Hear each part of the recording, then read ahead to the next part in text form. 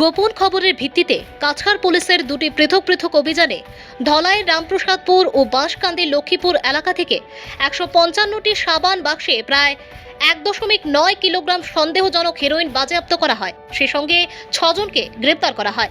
ধৃতরা হল বেন্টু সিংহ, বাড়ি লক্ষ্মীপুরের ফুলের তল; রাজেন সিংহ, বাড়ি ধলাইয়ের লালটু গ্রামে; একবার হোসেন বর্জনা মার, বাড়ি বরবেকরা জিরিবাম; রবার্ট লাল মামসাম, বাড়ি ফেরজাউল, মণিপুর; ডেনিয়েল লাল রিং হেত, বাড়ি লক্ষ্মীপুরের ফুলের তল।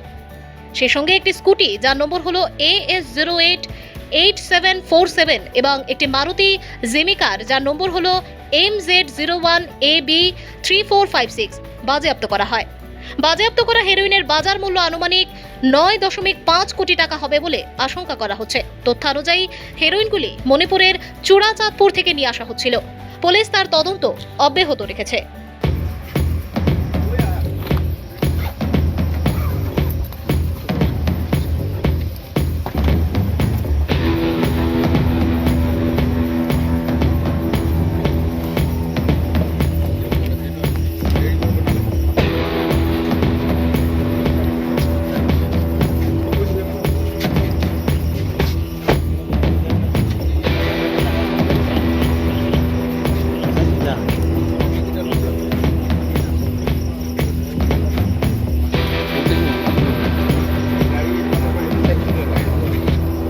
লাগে